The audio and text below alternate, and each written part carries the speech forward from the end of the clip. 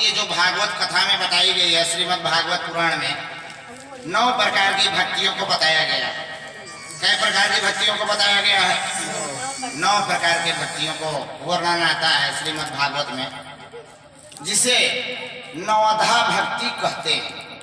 आज आप लोग जान लीजिए, आज आप लोग जान लीजिए कई प्रकार की भक्ति होती है? 9 प्रकार की, जिसे नवधा भक्ति भी कहते हैं। नवधा भक्ति, 9 प्रकार की भक्ति को नवधा भक्ति कहते हैं। अगर कोई व्यक्ति 9 प्रकार ना कर सके, 5 प्रकार की भी भक्ति कर ले तो उसकी मुक्ति बन जाती है। अगर 5 प्रकार की भी ना कर सके तो 2 प्रकार की भी भक्ति कर ले, और 2 प्रकार की भी ना हो सके तो कम से कम मनुष्य तन पाने के एवज में भगवान का एहसान मान के कम से कम 1 प्रकार की भक्ति तो इंसान को जरूर करनी चाहिए। नवधा भक्ति में क्या कहा गया है? प्रथम भक्ति को कहा गया है श्रवणम, श्रावणम,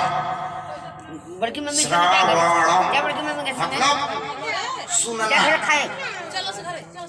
श्रवणम मतलब सुनना। अगर आप भजन गा नहीं सकते, भजन को सुनिए, चालीसा आदि आदि पाठों का सुनिए। ये प्रथम भक्ति है, श्रवणम यानी कि सुनना। अगर आप कहीं भी भागवत कथा, शिव चर्चा, भजन आदि क्रियाएं हो रही हैं, वहां बैठ करके भी आप सुन रहे हैं, तो ये भी एक प्रकार की भक्ति है। तो कम से कम एक धारणा बना लीजिए कि जहां भी भागवत कथा हो, शिव महापुराण की कथा हो, रामचरितमानस का पाठ हो, वहां जाकर के हम अपना नहीं 5 घंटे का समय दे सकते तो 1 घंटे का ही समय दे, नहीं 1 घंटे तो आधे घंटे ही दे, पर दे। पहला भक्ति है सुनना। दूसरा भक्ति कही गई है कीर्तनम, मतलब कीर्तन। भजन आप नहीं गा सकते, संस्कृत नहीं पढ़ सकते, कोई भी चीज नहीं पढ़ सकते, तो कम से कम कीर्तन तो कर सकते हैं। कीर्तन कीजिए। कीर्तन किसे कहते हैं? हरे राम राम राम हरे हरे, हरे कृष्ण कृष्ण कृष्ण हरे हरे, हरे राम राम राम हरे हरे, हरे कृष्ण कृष्ण कृष्ण हरे हरे। कम से कम 5 मिनट सुबह, 5 मिनट शाम, कम से कम यही तो कीर्तन कर लीजिए। तीसरी भक्ति कही गई है स्मरणम, मतलब कि भगवान की बात करो, उनकी चर्चा करो, उनके बारे में कहो। जो नहीं जान रहा है उनके बारे में बताओ कि भगवान श्री कृष्ण ऐसे थे, फला जगह पे जाने से हम गए, ये कार्य हुआ, शिव भगवान को गुरु हमने माना, शिव गुरु का चर्चा कराया, मेरा ये कार्य हुआ, मैंने शिव महापुराण की कथा सुनी तो मेरा ये कार्य हुआ, मेरी ये परेशानी थी।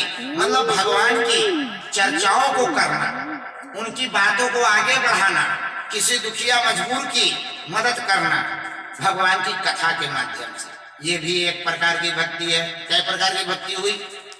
3 प्रकार की। पहला भक्ति कौन? सुनना।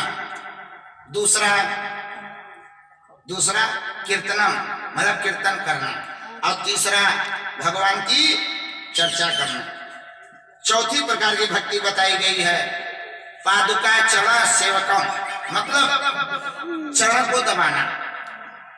कभी भी बहुत से लोग होते हैं जो गुरु की, माँ की, बाप की अगर कुछ नहीं हो सक रहा तो आप अपने घर में अपने माँ बाप का पैर को दबा दो, पैर दबाओ। ये भी एक प्रकार की भक्ति है। किसकी? माँ और बाप की, दादा और दादी की, भाई और मेहरारू का बीमार है तो मत लो, मेहरारू का नहीं, औरत का, पत्नी का। अगर पत्नी का पैर पति दबाता है तो पति भले दोषी ना हो, लेकिन पत्नी उतनी ही दोषी हो जाती है, क्योंकि लक्ष्मी विष्णु का पैर दबाती है। अगर कोई स्त्री अपने पुरुष का पैर दबाती है यानी कि लक्ष्मी वहां पे स्थिर रहे। और जब विष्णु में लक्ष्मी का पैर दबावे लगी है तब क्या हुई? दरिद्रता ज्येष्ठा का वास हो जाएगा उस घर में, पैसा बहुत आएगा और पैसा सब चला जाएगा।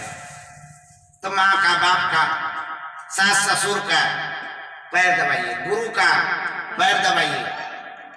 गुरु का भी पैर लोग छूने जाते हैं, सास ससुर का अगर आप नहीं दबा पा रहे हैं तो कम से कम जब चरण स्पर्श कीजिए तो ऐसे कीजिए, 2 बार 4 बार दबा करके। इतना भी अगर आप कर रहे हैं तो आदमी कहता है कि हाँ ये भी भक्ति है। चरण वंदना भगवान की। माँ के मंदिर में जाइए, अगर माँ के मंदिर में मूर्ति तक पहुंच चक रहे हैं गर्भजून तक, तो वहां भी नहीं तो शीतला मंदिर जाए, कहीं भी जाए, चरण पादुका रखा रहता है, उस चरणों को ही ऐसे ऐसे दबा दे। माँ आपके चरणों को भाई वंदन कर। देवी देवताओं के चरणों को दबाना भी एक प्रकार की भक्ति है। 5वें प्रकार की भक्ति बताई गई है अर्चनम। अर्चनम का मतलब अभिषेक, अभिषेक कराना, स्नान कराना भगवान को। लड्डू गोपाल हैं तो उनको, लेकिन लड्डू गोपाल को तो साल भर में एक ही बार लोग स्नान कराते हैं, उसके बाद तो भूल जाते हैं। साल भर बेचारे एक बार नहाते हैं लड्डू गोपाल जन्माष्टमी के दिन, उसके बाद भूल आ जाते हैं लोग। बहुत लोग तो बक्सा में ताला बंद करके रख देते हैं। ऐसा नहीं करना चाहिए। भगवान है, उनकी आस्था से रखिए। पीतल की मूर्ति आप समझेंगे तो वो पीतल की ही मूर्ति रहेगी, भगवान समझेंगे तो वो पीतल की मूर्ति में भी जान आ जाएगी। पीतल की मूर्ति में भी जान आ जाएगी। अगर आप इन्हें पत्थर की मूर्ति समझेंगे तो ये पत्थर में ही दिखेंगी, और अगर भगवान समझेंगे तो इसमें भी माँ काली का अक्ष नजर आएगा। तो उनको स्नान कराइए, ध्यान कराइए, सुबह उठिए। वो नहीं है तो शिवलिंग है, शिव भगवान भोले भंडारी को 1 लोटा जल लेके जाइए और चढ़ाइए। अब ठंडी के मौसम में फ्रिज वाला जल मत चढ़ाइएगा। अगर आपको ठंडी लगती है नहाने वक्त तो भगवान को भी ये सोचिए। अगर भगवान समझेंगे तो कुनकुने पानी से, ताजा पानी से अभिषेक करिए, बासी पानी से नहीं। अपने नहाने के लिए होता है तो पानी गर्म चाहिए, भगवान को अभिषेक करने के लिए ठंडा।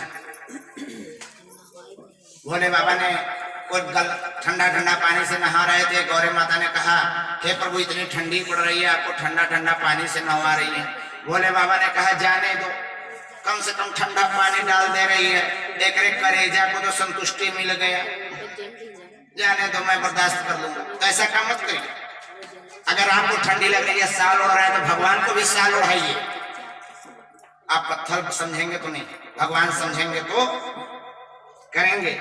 6वां भक्ति है वंदनम, यानी कि प्रार्थना कीजिए। चाहे 10 मिनट करिए, चाहे 1 घंटा करिए, चाहे 5 घंटा करिए, पर प्रार्थना करिए। नित्य सुबह उठिए, नहा धो के भगवान को शुक्रिया अदा कीजिए। हे भगवान, नया दिन दिखाया, नया समय दिखाया प्रभु। हे प्रभु, आपका शुक्रिया है। हमने जाने अनजाने में जो भी गलती कर दिया, अपराध कर दिया, उसको क्षमा करिए प्रभु, और मेरे पापों को, दुख को दूर करिए। जिस प्रकार से आप द्रौपदी की लाज बचाए, हमारी भी लाज बचाइएगा प्रभु। हमने जाने अनजाने में बहुत गलती किया, अब हमसे गलती न हो प्रभु, ऐसा करिए। 7वें प्रकार की भक्ति कही गई है दासम। हम कुछ नहीं कर सकते तो कम से कम भगवान की दासता को स्वीकार कर ले। दासता का मतलब मंदिर में जाके झाड़ू लगा दे, पोछा लगा दे, माँ का सेज सजा दे, बर्तन धो दे आरती का। इस प्रकार के मंदिर का कार्य भी कर सकते हैं। नहीं अगर मंदिर जा सक रहे तो अपने घर में ही ऐसे व्यवस्था बनाए कि उन्हीं का बर्तन रोज झड़े। लेकिन अलमारी एक बार दिवाली के दिन झड़ा जाती है, उसके बाद तो मट्टी पड़ा रहता है।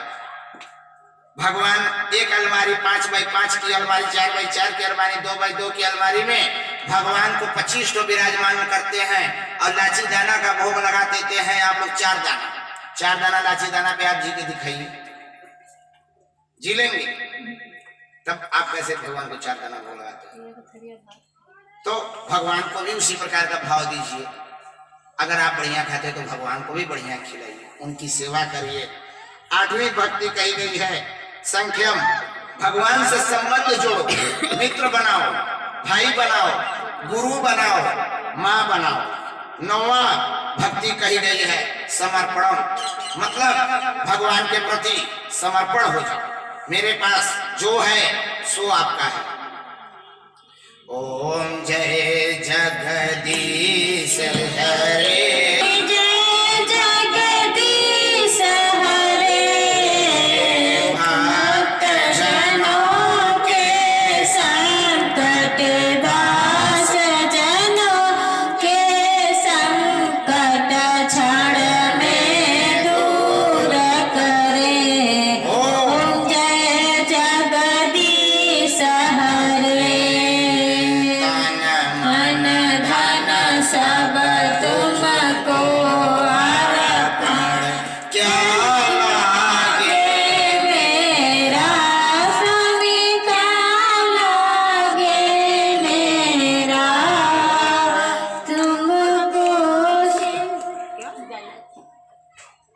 फिर से बोलिए एक बार, ताना माना।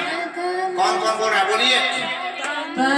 सब कुछ है तेरा, सब कुछ है तेरा, तेरा तुझको क्या लागे मेरा, क्या लागे मेरा। क्या बोला है आप लोगों ने? क्या बोला है? तन मन और तन मन धन, तन मन धन सब तेरा, और तेरा तुझको अर्पण क्या लागे। ठीक ना? तो ये तन किसका है? भगवान का है। मन किसका है? भगवान का है। और धन किसका है? ठीक है ना? तो आज परीक्षा हो जाए। ठीक है, आपका मन भगवान का है तो घरे काहे लगा? घरे हुआ माया के जाल में, काहे घर लगा? माया के जाल में झट थाई माया तन भगवान का है तो दर्द हो रहा है तो होने दो भगवान की भक्ति में। तन तो उनका ना है। हर जनता के चुलिया में लकड़िया कब है? और धन, तन मन धन। ठीक है, आप लोग जितना कम से कम सोना चांदी पहने हैं जो भी है माँ को समर्पित कर दीजिए।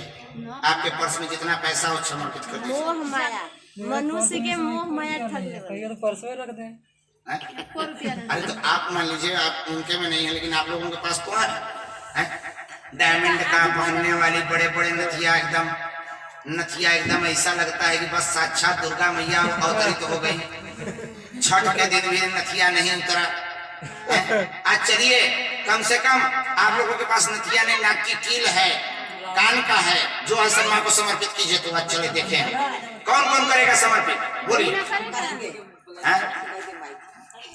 कौन करेगा समर्पित? आज देखते हैं। खाली कहते तन मन धन सब तेरा, अब क्या लागे मेरा, तेरा तुझको अर्पण क्या लागे मेरा। जय जगदीश हरे।